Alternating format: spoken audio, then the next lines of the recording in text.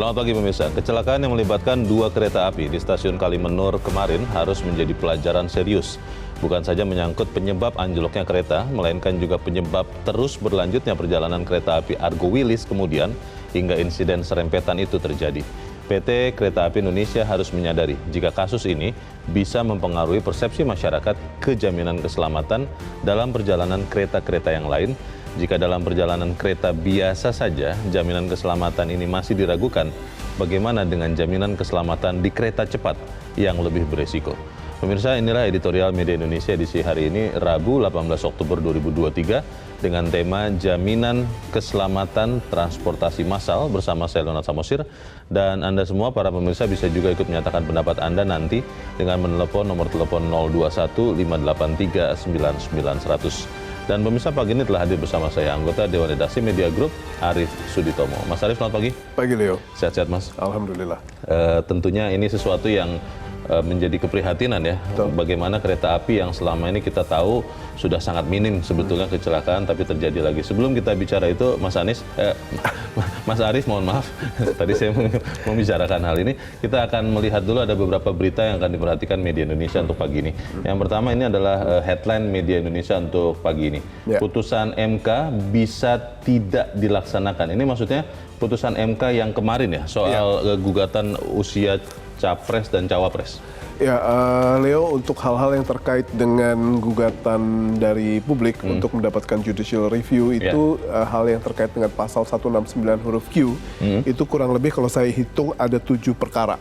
Oh, 7 perkara. 7 ya, penggugat. 7 penggugat. Jadi kalau tetapi hal yang menjadi kontroversi akhir-akhir ini adalah perkara nomor 90, di mana dalam proses pemutusannya itu ada beberapa hal yang dianggap oleh sebagian banyak pihak, khususnya ahli hukum tata negara, sebagai putusan yang kontroversial. Paling tidak kontroversinya ada datang dari 3 hal. Apa itu, Mas? Yang pertama adalah pihak-pihak yang memutuskan, yakni dari 9 hakim, yang memutuskan itu ada 3 orang yang setuju, ada 2 orang yang concurring, dan ada 4 orang yang tidak setuju. Yang concurring ini ternyata dimasukkan ke dalam kategori yang setuju. Okay. Meskipun yang concurring itu sebenarnya ya mereka setuju tapi dengan alasan yang berbeda.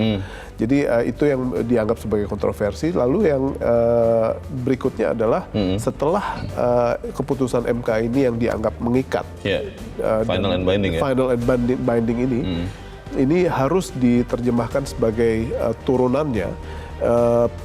KPU itu harus berkonsultasi dengan DPR. Sementara DPR sedang reses.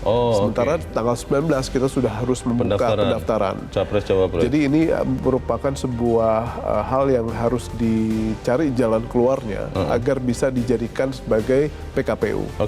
Dan yang ketiga adalah putusan MK ini untuk beberapa perkara sebelumnya, khususnya yang nomor 29, 51, 55, itu dianggap sebagai putusan yang tidak berwenang diputuskan oleh MK karena dianggap open legal policy dan harus dikembalikan ke parlemen. Wilayah parlemen dan pemerintah pembuat undang-undang. Dan ini merupakan salah satu hal yang mencerminkan bahwa untuk perkara nomor 90, di mana ini akhirnya diputuskan oleh MK, ini akhirnya kita lihat adanya problem konsistensi di sini.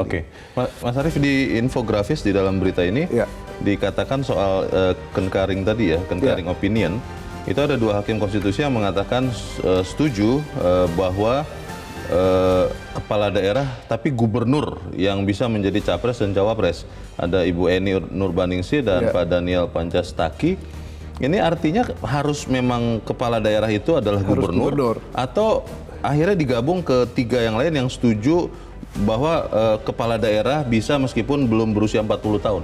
Ya, kalau saya dengar sih dari apa yang diungkapkan adalah pejabat publik yang dipilih oleh publik. Gitu ya. Tidak ditetapkan bahwa harus minimal gubernur, tidak? Ya, jadi ada bupati atau wali kota dan kepala daerah tingkat 1. Meskipun 2 hakim tadi mengatakan harus gubernur minimal Oke, ini kelihatannya jelas ya mengarah kepada mana begitu ya. Tapi ya sudahlah, kita harapkan terkait dengan Mahkamah Konstitusi ini benar-benar para hakim konstitusi yang sudah diangkat ingat kepada sumpah dan janji jabatannya untuk menjadi benteng konstitusi. Ya. Bukan benteng siapapun. Kita ke berita selanjutnya, kita masih dari halaman 1 terkait dengan Pilpres 2024, pemirsa. 20.000 relawan, wah banyak sekali, akan kawal Anies Muhaimin daftar ke KPU. Ini besok ya Mas Arief ya? 20.000 nih banyak sekali nih. Sangat banyak. dan kalau kita lihat dari situasi ini adalah mudah-mudahan ini akan menjadi awal dari sebuah tahapan pemilihan umum yang penuh sukacita ya, seperti hal yang kita inginkan. Namun hal yang mungkin bisa kita waspadai bagi para simpatisan yang akan berpartisipasi adalah bagaimana arak-arakan ini akan menimbulkan atau melahirkan simpati dan tetap tertib dengan aturan-aturan pemerintah. Ya, karena 20.000 kan bukan jumlah sedikit, dan ketika misalnya bisa masuk semua besok ke KPU, itu pasti penuh itu sekitar KPU itu Mas Arief. Saya pikir tidak mungkin ya, karena yang masuk ke KPU ternyata sudah dibatasi kalau nggak salah 200-an ya. Jadi hanya di sekitar KPU ya? Ya, kita harapkan bahwa ini benar-benar masih tetap menjaga ketertiban supaya kemudian seperti yang dicanangkan ya, bahwa pemilu ini adalah pesta demokrasi. Yang namanya pesta tidak boleh marah-marah, tidak boleh juga mengganggu kenyamanan orang ya. Ya, betul. Baik, kita tunggu nanti besok seperti apa. Kita tinggalkan itu, kita ke berita selanjutnya di halaman 2, di halaman dalam di harian Anda pemirsa. Ini terkait dengan konflik di Middle East ya Mas Arief ya. 11 WNI tunggu proses evakuasi. Ternyata masih ada WNI yang ada di Palestina nih Mas Arief. Bagaimana Mas? Kalau berdasarkan data atau beberapa pengalaman, jumlah WNI yang ada di sana kemungkinan lebih dari 11. Oh, begitu. Tetapi dalam situasi ini mungkin ada 11 WNI yang ingin kembali ke tanah air. Sehingga saya percaya bahwa salah satu misi utama dari Kementerian Luar Negeri adalah melakukan pengamanan dan penyelamatan terhadap nasib WNI kita dimanapun, dan mau satu atau lebih dari satu atau 11, ini merupakan salah satu hal yang menjadi kewajiban negara untuk bisa menjemput mereka agar mereka tiba kembali di tanah air dalam keadaan aman dan sehat ya. Ini di wilayah Gaza dan tepi barat. Gaza dan tepi barat ya, ada 7 dan ada 4. Masih ada juga yang di situ tapi memilih untuk tetap tinggal, dikatakan berita ini. Baik, kita harapkan upaya evakuasi bisa berjalan dengan aman dan WNI yang memang ingin kembali ke Indonesia bisa kembali ke Indonesia dengan selamat. Keselamatan ini yang akan menjadi bahasan kita dalam editorial pemirsa dan Mas Arief terkait dengan transportasi massal khususnya kereta api, karena kemarin ada 2 kereta api yang bukan tabrakan sih Mas ya, serempetan begitu, yang satu anjlok lalu diserempet oleh kereta berikut. Pertanyaannya, melihat catatan PT Kereta Api yang selama ini sebetulnya sudah baik ya, bagaimana kita memastikan bahwa kecelakaan ini benar-benar bisa diusut tuntas, lalu bukan hanya mencari dalam tanda petik kambing hitam, tapi memperbaiki keseluruhannya supaya lebih aman. Bagaimana Mas? Jadi pembelajaran ya. Betul. Salah satu hal yang memang harus kita banggakan dalam situasi ini adalah sampai saat ini kereta api masih menjadi moda transportasi yang aman dan nyaman, baik dari faktanya maupun image-nya. Namun ini merupakan sebuah momentum buat kita untuk kita jadikan pembelajaran agar hal-hal yang kecil yang pada akhirnya berdampak sangat fatal itu harus sudah bisa diketahui jauh di depan untuk pada akhirnya membuat proses perjalanan hal-hal yang sifatnya manajemen keseluruhan perkeretaapian di Indonesia itu bisa dipastikan keselamatannya, karena saya jamin keselamatan itu akan menjadi tiang buat servis atau layanan kereta api. Tidak peduli kenyamanan atau apapun itu kalau kita tidak selamat berkendara di kereta api. Kita bertanya juga tadi di dalam berita di Headline News jam 7 kan dikatakan bahwa kereta layak jalan. PT Kereta Api juga mengatakan jalurnya laik. Lah kok bisa tiba-tiba bisa ada yang anjlok, bisa ada yang hampir menabraknya, itu ceritanya bagaimana itu Mas Arief? Karena di daerah Kulon Progo itu ternyata ada bantalan batu yang tergerus ya. Bantalan relnya maksudnya ya? Jadi itu yang membuat situasi rel itu tidak stabil. Dan situasi itu yang pada akhirnya kita lihat kita harusnya tetap bersyukur ya bahwa kereta api Argo Semeru itu miringnya ke kiri gitu loh. Kalau itu dia miring ke kanan, di saat Argo Wilis melaju dalam kecepatan yang memang sudah mereka Argo Wilis berhasil melakukan pengereman. Mengurangi. Tetapi seperti kita ketahui, kereta api kan tidak bisa direm dalam waktu yang cepat ya. Dan ini merupakan salah satu hal yang harus kita jadikan pembelajaran yang cukup penting karena apa? 36 tahun yang lalu, Leo, tanggal 19 Oktober tahun 87, itu telah terjadi sebuah kecelakaan tragedi kereta api yang memakan ratusan jiwa di Jakarta, di tragedi Bintaro. Jadi ini sebuah momentum yang sangat berharga untuk kita mengontrol dengan seksama apa yang ada di industri perkeretaapian kita. Sebagai orang Indonesia yang percaya Tuhan, religius, kita bersyukur bahwa peristiwa kemarin untungnya tidak mengambil korban jiwa ya. Bejonya tidak ada korban jiwa. Tapi masalahnya adalah Mas Arief, apakah kemudian sistem transportasi massal bisa mengandalkan kepada bejonya itu? Kita akan bahas sangat ini. Tidak bisa. Dan pemirsa, inilah editorial Media Indonesia untuk hari ini, Rabu 18 Oktober 2023, jaminan keselamatan transportasi massal.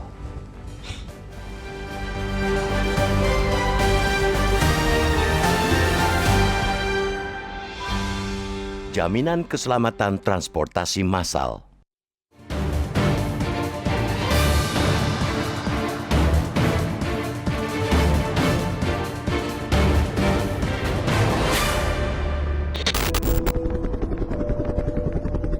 Kita patut bersyukur kecelakaan yang melibatkan 2 kereta api di stasiun Kalimenur, Kecamatan Sentolo, Kabupaten Kulon Progo, DIY kemarin tidak menyebabkan korban jiwa. Hingga kemarin petang, kecelakaan yang melibatkan kereta api Argo Wilis dan kereta api Argo Semeru dilaporkan menyebabkan 20 korban luka. Meski begitu, harus disadari jika petaka mengerikan sangat tipis terhindarkan.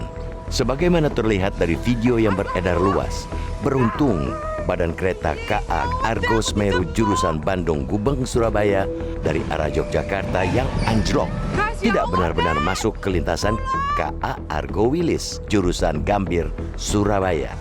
Dengan begitu, KA Argo Wilis hanya menyerempet KA Argo Semeru yang masih dalam proses evakuasi penumpang. Petaka mengerikan yang beruntung terhindarkan itu harus menjadi pelajaran serius. Investigasi menyeluruh harus dilakukan dan diumumkan ke publik. Hal itu bukan saja menyangkut penyebab anjlok, melainkan juga penyebab terus berlanjutnya perjalanan KA Argo Wilis hingga insiden serempetan terjadi. Mengacu pada video di mana sebagian penumpang KA Argo Semeru telah menepi di sisi jalur, maka terkesan telah terdapat waktu pula untuk berlangsungnya sistem komunikasi peringatan bahaya. Sebab itu menjadi pertanyaan besar mengenai kemungkinan kegagalan komunikasi itu sehingga perjalanan KO Argo Wilis terus berlanjut hingga ke lokasi anjlok. Akan menjadi pertanyaan lebih besar lagi jika justru sistem komunikasi itu tidak ada.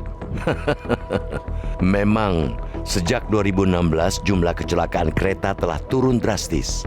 Dari 73 kecelakaan pada 2015 menjadi kisaran belasan kecelakaan per tahun hingga 2022. Sementara untuk jumlah korban meninggal sejak 2018-2022 tercatat nihil. Statistik kecelakaan kereta ini mengecualikan kecelakaan dengan moda transportasi lain. Meski begitu, insiden anjlokan terus mendominasi kecelakaan kereta.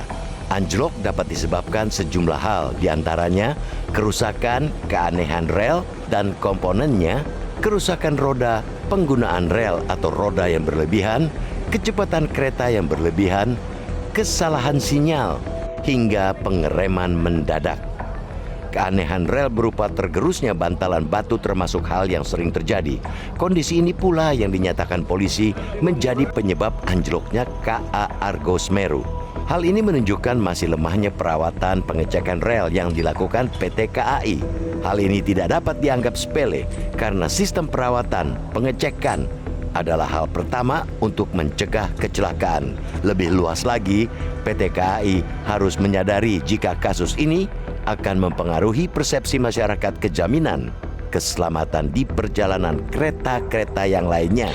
Berikut kereta cepat. Jika dalam perjalanan kereta biasa saja jaminan keselamatan masih diragukan, bagaimana jaminan keselamatan di kereta cepat yang lebih beresiko? Hal itu tentu ironi. Ketika kereta justru sedang didorong menjadi moda andalan, PT KAI mendegradasi kepercayaan publik dengan kecelakaan yang masih terjadi. Benar bahwa jaminan keselamatan perjalanan kereta api bukan hanya bergantung pada PT KAI. Kementerian Perhubungan melalui Balai Pengujian Perkeretaapian juga bertanggung jawab untuk memastikan keselamatan itu. Balai Pengujian Perkeretaapian bukan saja bertugas menguji sistem sarana dan prasarana, melainkan hingga SDM perkeretaapian. Maka kita sama-sama menuntut PT KAI dan Balai Pengujian Perkeretaapian untuk meningkatkan kinerjanya demi terjaminnya keselamatan dalam perjalanan kereta. Selain itu, seiring dengan pembangunan transportasi massal berbasis rel modern dan super cepat seperti lintas rel terpadu, Light Rail Transit Jakarta, Bogor, Depok, dan Bekasi atau LRT Jabodebek dan kereta cepat Jakarta-Bandung, jaminan keamanan dan keselamatan penumpang harus menjadi nomor wahid. Nyawa penumpang tak boleh tergadaikan oleh pengabaian pada tata kelola transportasi massal yang baik, yakni akuntabilitas, transparansi, responsif, kewajaran, kesetaraan, dan partisipatif.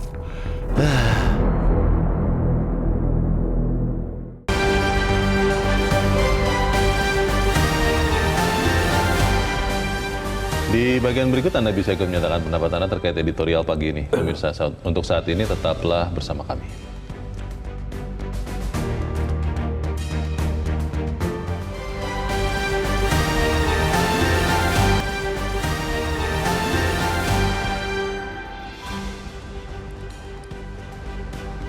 Terima kasih pemirsa, Anda masih bersama kami di Editorial Media Indonesia. Dan sebelum kita lanjutkan diskusi kita, Mas Arief, kita mau bertanya juga. Saat ini sudah tersambung dari saluran telepon dengan Ketua Forum Transportasi Jalan dan Perkeretaapian dari Masyarakat Transportasi Indonesia atau MTI, Aditya Dwi Laksana. Mas Aditya, selamat pagi.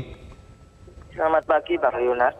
Ya, Mas Aditya, kita melihat sebetulnya sekian lama, terutama beberapa waktu belakangan terakhir, PT Kereta Api Indonesia itu sebetulnya ya kita lihat hampir tidak ada kecelakaan. Dan yang terjadi kemarin di Yogyakarta akhirnya memunculkan pertanyaan, apakah memang ada penurunan kesiagaan sehingga kemudian rel atau apapun penyebab kecelakaan itu jadi luput, atau seperti apa kira-kira kalau MTI melihatnya, Mas Aditya? 10 tahun terakhir itu boleh dibilang hampir atau sangat minim sekali kejadian kecelakaan berkereta apian, Mas Leonard, terutama yang terkait dengan kereta api penumpang. Kecelakaan banyak terjadi di perlintasan sebidang dengan jalan raya, yang itu sebetulnya lebih kepada kecelakaan lalu lintas atau karena ada pelanggaran dari kendaraan di jalan. Nah, sehingga kemarin itu mengejutkan sekali, setelah sekian lama tiba-tiba terjadi kecelakaan yang walaupun fatalitasnya rendah, tetapi potensi fatalitasnya bisa tinggi, Mas. Karena terjadi juga serempetan dengan kereta api dari arah lawan setelah kereta api Argo Semerunya tergelincir. Kalau kita melihat penyebab kecelakaan secara umum kan pasti dari sisi sarana, prasarana, SDM, manajemen, dan faktor cuaca. Kita persempit lagi, kalau kejadiannya tergelincir atau anjlok, berarti bisa jadi ada unsur dari prasarana.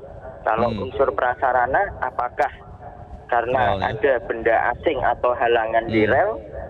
Apakah ada rel yang patah? Iya. Apakah ada misalnya pemuaian yang sangat ekstrim karena cuaca panas sehingga relnya melengkung? Iya. Ataukah memang ada kendala yang lain? Nah, itu Baik. yang menurut saya perlu diinvestigasi dulu, karena Mas menurut Aditya. saya sih memang faktor Oke. prasarana yang dominan. Kita masih menunggu tentunya ya nanti penyelidikan ini ya, baik PT KAI ataupun kalau saya pikir juga KNKT itu Komite Nasional Keselamatan Transportasi harusnya turun dan memastikan. Tapi kalau Anda lihat sebetulnya terutama ketika kereta Argo Wilis ya masih berjalan begitu dan hampir menghantam kereta Argo Semeru yang anjlok, itu memang tidak ada komunikasi yang langsung bisa didengar oleh masinis Argo Wilis begitu Mas. Bagaimana sih sebetulnya sistem komunikasinya Mas? Kalau dari sistem jalurnya itu kan sistem jalur yang blok atau per petak stasiun, Mas. Ini kejadiannya di antara stasiun Sentolo dengan Wates. Oke. Kemudian kereta api Argo Semeru kan dari arah Sentolo sebelum sampai stasiun Wates dia anjlok. Yeah. Nah, masalahnya adalah apakah Argo Wilisnya sudah lewat stasiun Wates, misalnya begitu.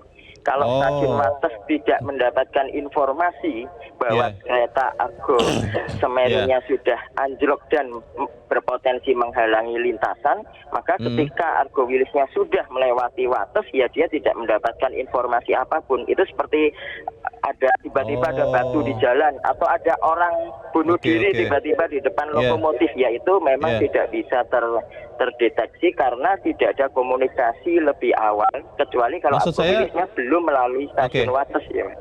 Maksud saya Mas Aditya, antar kereta, apalagi yang bisa berpapasan seperti dua kereta ini, itu tidak ada sistem komunikasi yang bisa saling berbicara, bisa saling mendengar begitu Mas Aditya? Sistem komunikasi hanya antara masinis dengan pusat kendali operasi. Kalau wilayahnya daerah operasi 6 Jogja, berarti pusat kendali operasi 6 Jogja, dan antara stasiun dengan pusat kendali operasi, Mas. Nah, maksud saya pusat kendali operasi itu kan harusnya sudah tahu ada kereta anjlok, sudah menyampaikan kepada kereta-kereta lain begitu Mas. Nah itu tidak dilakukan.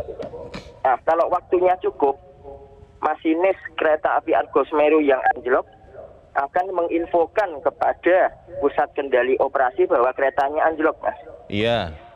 Nah, itu sudah dilakukan pusat kendali operasi baru melakukan. Nah, yang jadi pertanyaan adalah apakah ketika lokomotifnya juga anjlok ada gangguan terhadap sistem komunikasinya, Mas?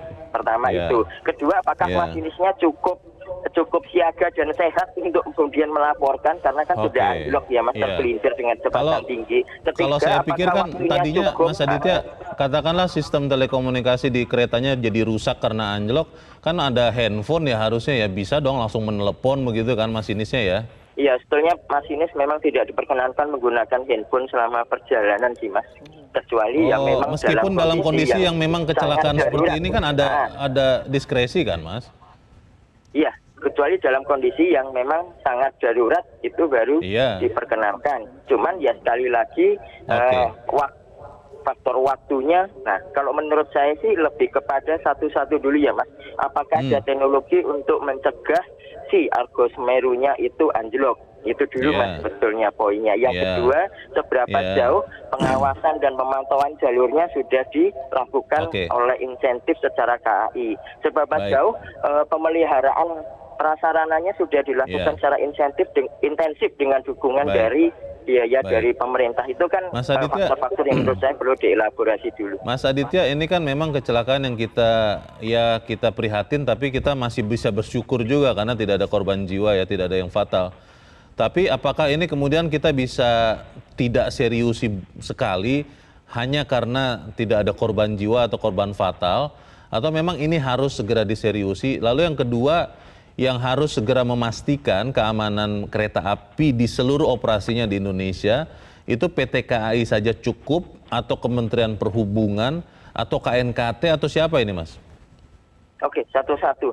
Fatalitasnya memang rendah, tapi seperti saya bilang tadi, potensi fatalitasnya bisa tinggi Mas. Besar. Ketika kalau jalurnya ketika anjloknya itu melintang menutupi jalur berlawanan arah Mas. Ya. Kalau sudah seperti itu fatalitasnya akan tinggi. Jadi Betul. saya tidak bisa bilang karena ini nggak ada korban jiwa, hanya korban luka ringan, maka nggak perlu diseriusi. Tidak seperti itu ya Mas. Karena potensinya bisa seperti di India setahun yang lalu Mas, Iya, iya. di mana tertabrak dari berlawanan ketika melintang, korban jiwanya besar.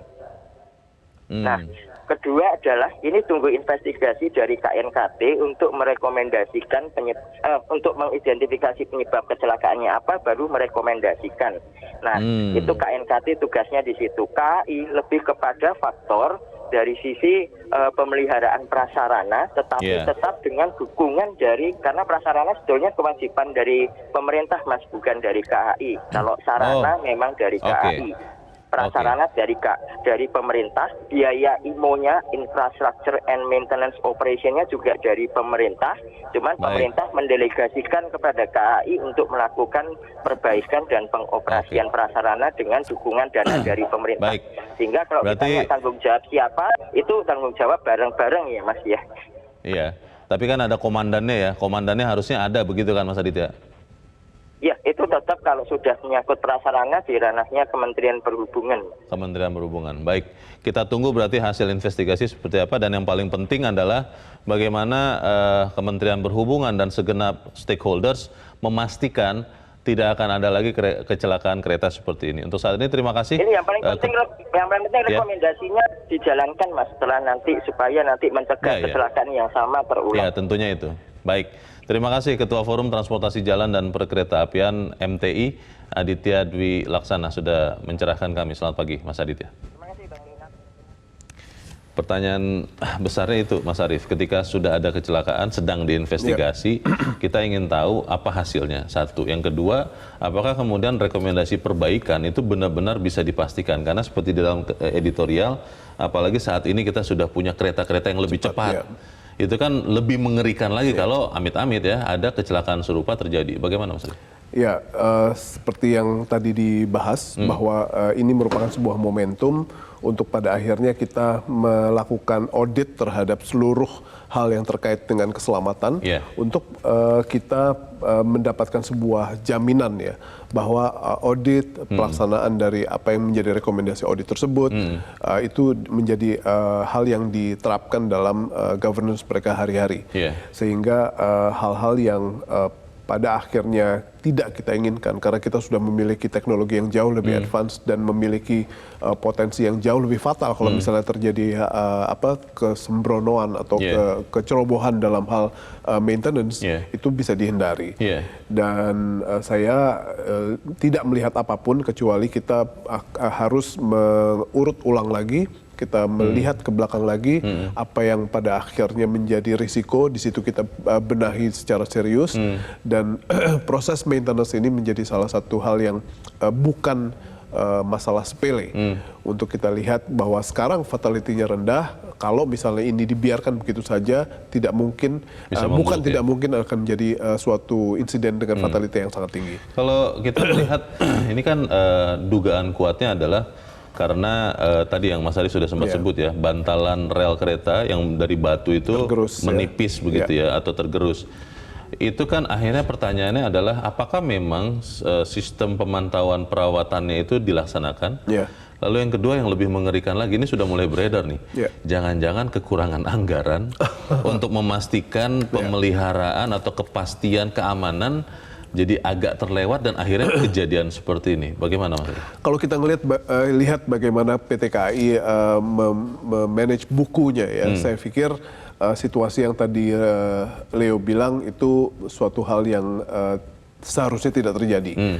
Kenapa? Karena mulai sekarang kita seharusnya sudah bisa menerapkan berbagai macam teknologi untuk bisa melihat kelaikan dari infrastruktur penunjang maupun yang utama dari industri perkeretaapian. Termasuk keamanan rel kereta api yang ratusan atau bahkan mungkin ribuan kilometer ini. Karena sekarang kita lihat ya, keamanan berkereta api itu sebenarnya bukan hanya dari PT KAI saja.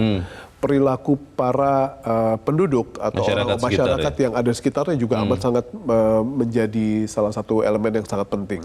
Karena kita tahu pada tahun 90-an atau awal 2000-an, kita sering sekali mendengar adanya insiden di mana penduduk itu melempar batu dari sebuah kereta yang sedang melaju sangat kencang. Dan fatal itu sangat fatal. Yeah. Nah, sekarang kondisi-kondisi itu sudah sangat minim atau bahkan kita tidak pernah dengar itu lagi terjadi. Sehingga kita melihat bahwa PT KAI sudah bisa memanage atau mengkomunikasikan dan mengedukasi masyarakat sekitar untuk bisa hidup bersama industri tersebut.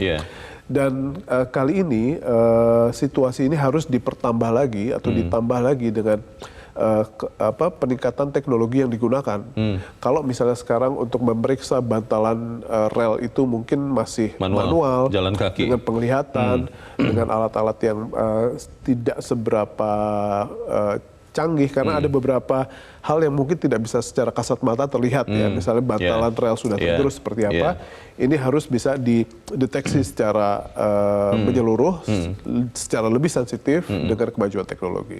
Kita melihat bahwa tadi ya yang saya terus terang kan kita kan awam ya Mas Arief ya. Yang tadinya saya kira bahwa ini mungkin karena kebanyakan nonton film gitu ya. Di setiap gerbong lokomotif masinis itu punya radio atau apapun yang bisa saling berbicara dengan bukan hanya ke stasiun tapi juga antar yang terutama yang berpapasan seperti ini. Yang saya menjadi aneh sekali ketika Argo Semeru sudah anjlok. Kok itu tidak langsung diinformasikan kepada kereta-kereta sekitar dan ini kan berpapasan kan, walaupun relnya masing-masing. Kok tidak sempat diberitahu itu saya susah memahami. Bagaimana? Sama, saya pun memiliki pertanyaan yang sama ya Leo. Salah satu hal yang mungkin dalam hal ini mungkin ya bisa menjadi salah satu hal untuk kita bahas di waktu yang mendatang adalah headway dari jarak antara satu kereta dengan kereta yang lain. Dalam situasi ini mungkin yang bisa kita dapati adalah dekat ya? Antara Wilis dan Semeru ini sangat dekat. Sehingga dalam situasi yang normal ini tidak akan pernah terjadi apapun karena relnya berbeda, arahnya juga berbeda. Tetapi ini kita sekali lagi melihat bahwa kita masih sangat-sangat beruntung ya bahwa kemiringan dari Semeru itu tidak masuk ke dalam wilayahnya Wilis. Meskipun serempetan itu terjadi, tapi itu bukan collision yang head to head gitu ya. Maksud saya Mas Arief, kalau kita lihat kan sedang ditayangkan juga berbagai video amatir, itu kan penumpang dari Argo Semerunya sudah sempat turun. Ya, atau yang dilihat yang merekam itu sebenarnya penduduk, kita bisa juga. Tapi maksudnya penumpang dari yang kereta yang anjlok ini sudah turun, berarti kan ada waktu cukup sebetulnya untuk turun. Kok tidak bisa juga, tidak cukup juga untuk memberitahu informasinya ke kereta api Argo Wilis yang sedang lewat untuk, hey berhenti dulu atau yang lain begitu loh. Itu yang menjadi pertanyaan besar saya sih sebetulnya. Itu kalau misalnya kita punya waktu yang cukup ya antara jaraknya cukup. Tapi kalau jaraknya hitungan menit, saya pikir inilah yang terjadi.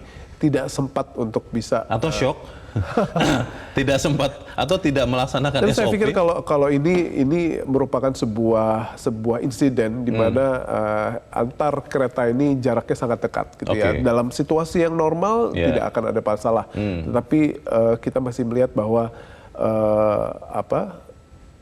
badan dari Semeru ini tidak masuk ke wilayahnya Wilis.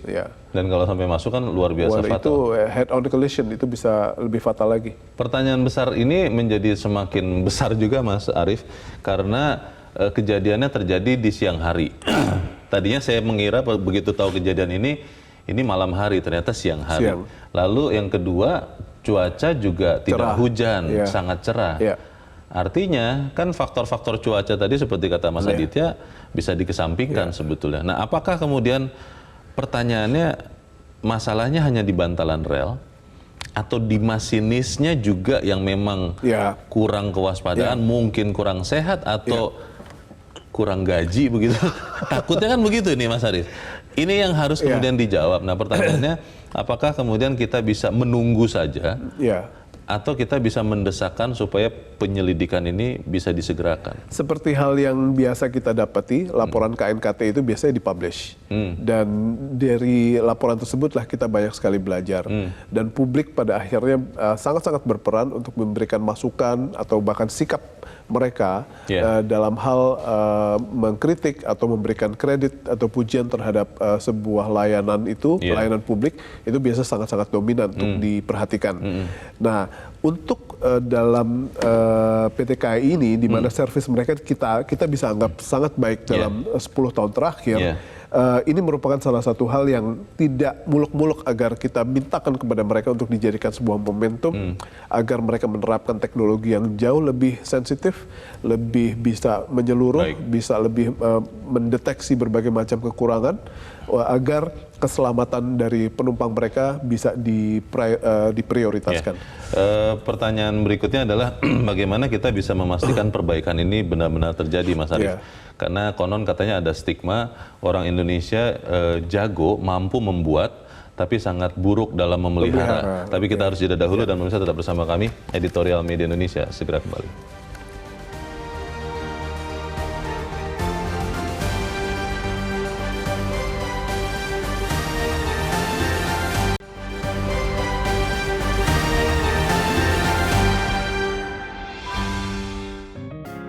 Media Indonesia mengajak Anda untuk mengakses fitur premium e-paper. Dengan sajian konten berbasis intelektual dan meneguhkan kebangsaan, Media Indonesia tampil dengan lebih dinamis melalui e-paper Media Indonesia yang dapat Anda akses kapan saja, di mana saja.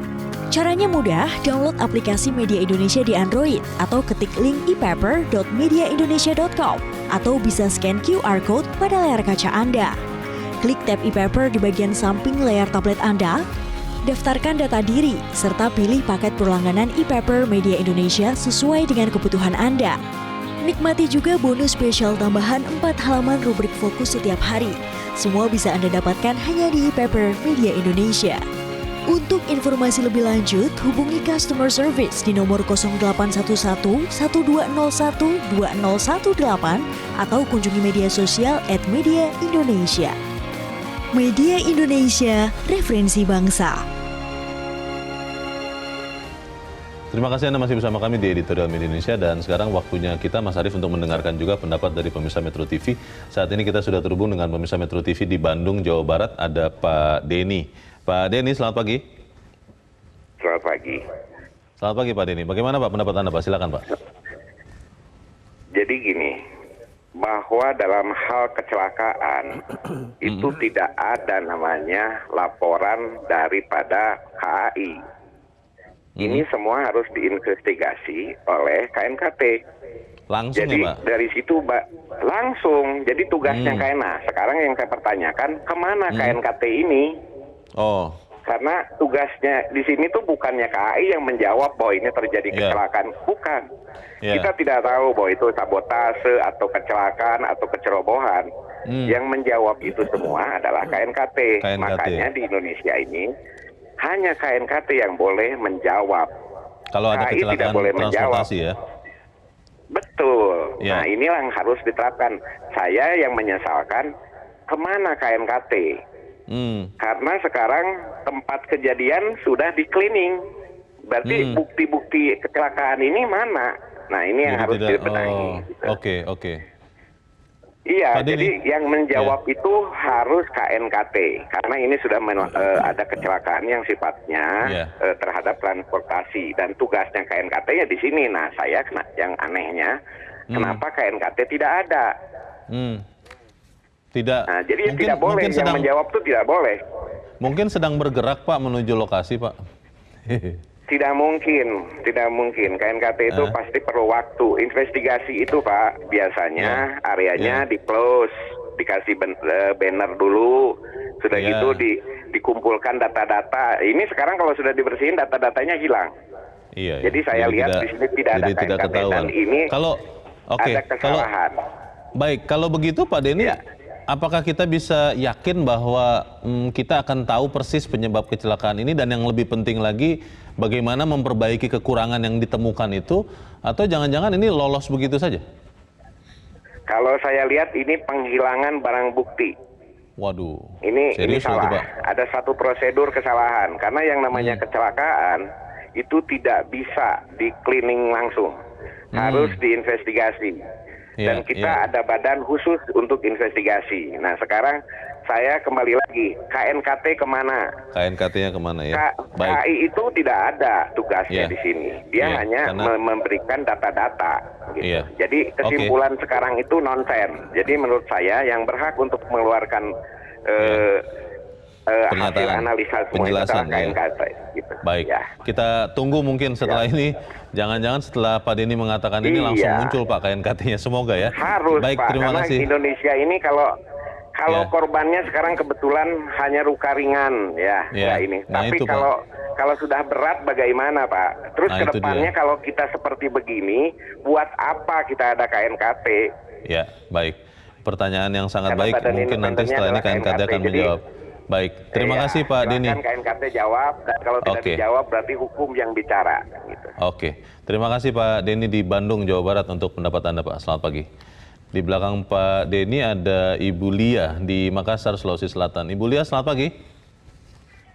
Assalamualaikum. Waalaikumsalam Ibu Lia. Bagaimana Bu pendapat Ibu? Silakan Bu. Kalau saya ya kan setiap biasa kejadian itu selalu dicari siapa yang salah. Ini kita punya sifat ini. Ya, jadi dalam setiap peristiwa itu jangan kita cari siapa yang salah, tapi kita cari apa penyebabnya dan apa yang perlu ditingkatkan. Nah, karena ini adalah kebersamaan ya, jadi banyak faktor yang bertanggung jawab. Nah, jadi jalan keluarnya adalah apa-apa yang perlu diperbaiki. Apakah dari solusinya ya? Personalnya ataukah dari penunjangnya dan sebagainya. Dan setiap operasi itu kan biasanya didahului oleh pemeriksaan lengkap, baik yang personilnya maupun dengan under-undernya dan sebagainya. Nah, ini yang perlu juga ini, karena biasa ada yang biasa terlupakan ya, sehingga ada hal-hal yang terjadi yang tidak diinginkan. Jadi kuncinya tadi ini saya harapkan jangan cari siapa yang salah, tapi cari cara terbaik bagaimana cara meningkatkan sehingga kerugian atau kecelakaan itu bisa diminimalisir. Terima kasih. Terima kasih Bu Lia di Makassar, Sulawesi Selatan. Di belakang Ibu Lia ada Ibu Ong Meihua di Jakarta. Ibu Ong, selamat pagi. Selamat pagi Bang Leo, selamat pagi Mas Arief. Assalamualaikum warahmatullahi wabarakatuh.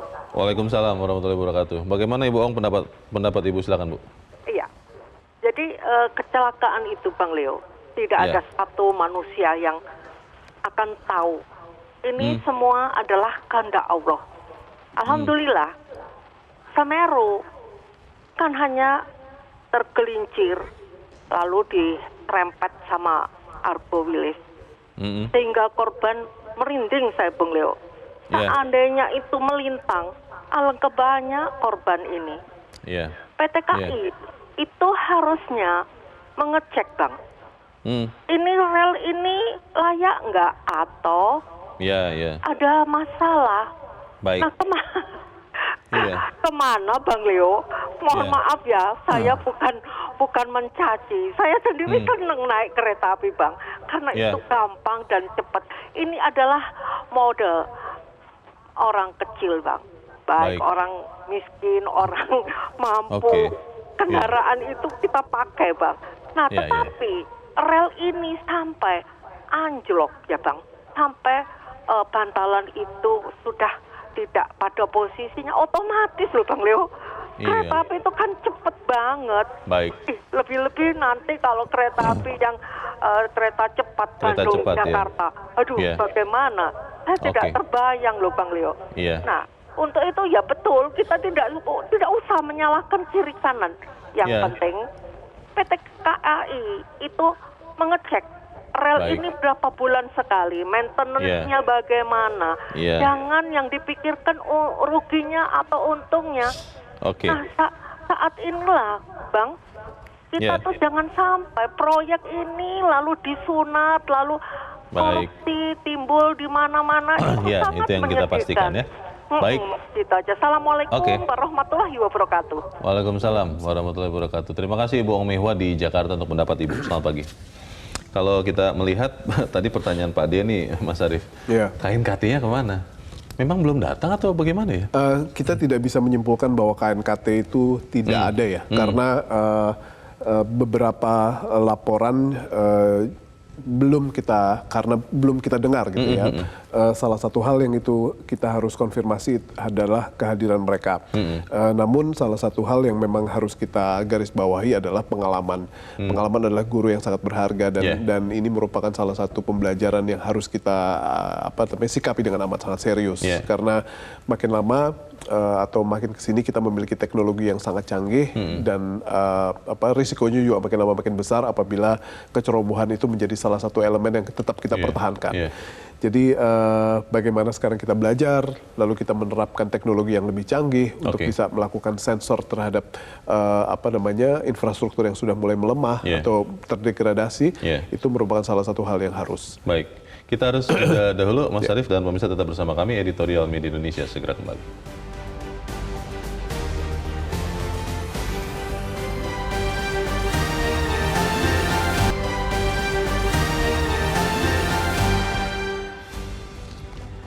Terima kasih Anda masih bersama kami. Kita di bagian akhir dari diskusi kita pagi ini. Mas Arief, pertanyaan besar kita adalah bagaimana memastikan penyebab kecelakaan ini diketahui dengan jelas. Memang kita tidak mau menyalahkan siapapun, tapi kan kita harus memperbaiki keadaan. KNKT harus menyampaikan, lalu kemudian yang lebih pasti lagi, jaminan keamanan kereta api berikutnya. Bagaimana, Mas? Betul, Leo, bahwa ini harus menjadi salah satu materi pembelajaran yang sangat berharga, itu harus. Namun kejelasan dari situasi dan siapa yang pada akhirnya menjadi pihak yang sangat bertanggung jawab itu juga harus didisklose segera mungkin. Oleh karena itu KNKT harus bisa muncul segera. Kalau misalnya sekarang mereka memang belum secara PR-ing belum tidak kalah sigap dengan netizen, gitu ya, mereka harus segera bisa memberikan penjelasan kepada publik tentang hal-hal awal apa yang pada dasarnya mereka identifikasi. Namun yang paling utama adalah bagaimana sekarang pembenahan demi pembenahan, identifikasi dan bagaimana jalan keluarnya itu ditemukan oleh PT KAI dan pemerintah agar moda transportasi darat khususnya kereta api ini masih akan tetap menjadi moda transportasi yang aman, nyaman, murah dan convenient gitu, karena biasanya orang tiba itu dari pusat kota ke pusat kota. Kalau kita naik pesawat udara itu security-nya, perjalanan ke airport butuh waktu lebih lama, butuh waktu yang jauh lebih panjang, sehingga moda transportasi khususnya kereta api ini harus tetap menjadi moda transportasi yang aman, nyaman, baik faktanya dan image-nya. Kita akan tunggu itu dari KNKT. Lalu jaminan keamanan berikutnya, apakah kita akan menunggu itu dari PT KAI saja? Atau memang kita perlu juga mendapat kepastian lebih lagi, katakanlah dari Kementerian Perhubungan, Mas? Karena kan yang bertanggung jawab atas rel segala macam, itu bukan PT KAI-nya. Bagaimana, Mas? Kepastian itu seharusnya tidak bisa dibuktikan dalam sebuah milestone ya. Kepastian itu hanya bisa kita dapati bahwa dalam kurun waktu tertentu tidak ada kecelakaan. Itu adalah kepastian. Dan salah satu hal yang kita ingin dapati adalah mereka bisa segera berkoordinasi karena stakeholdernya juga bukan hanya satu PT KAI saja. Ada pemerintah, ada pemerintah daerah juga yang pada akhirnya harus berpartisipasi. Dan mungkin ada badan-badan lain, misalnya BMKG atau BRIN yang pada akhirnya bisa memberikan rekomendasi. Karena Kulon Progo ini kan merupakan salah satu titik di mana pergeseran tektoniknya cukup aktif ya. Tanahnya bergeser.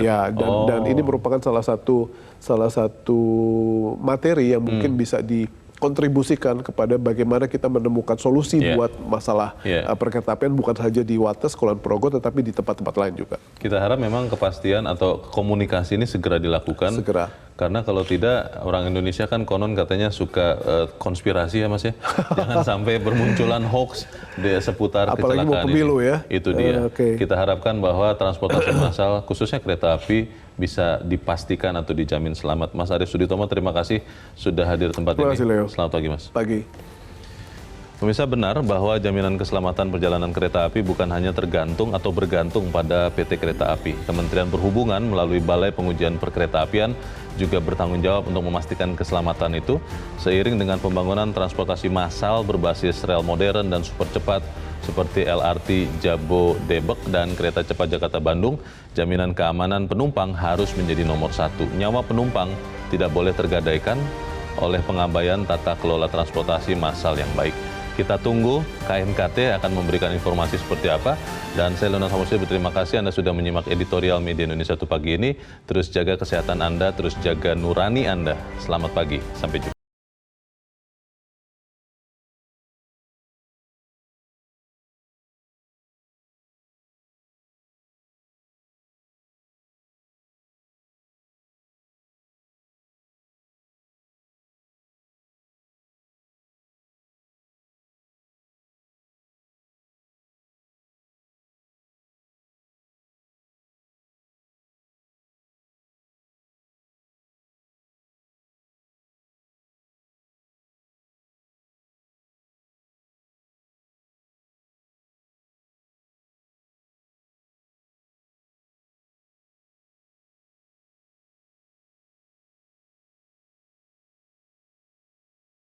Jelajahi cara baru mendapatkan informasi. Download Metro TV Extend sekarang.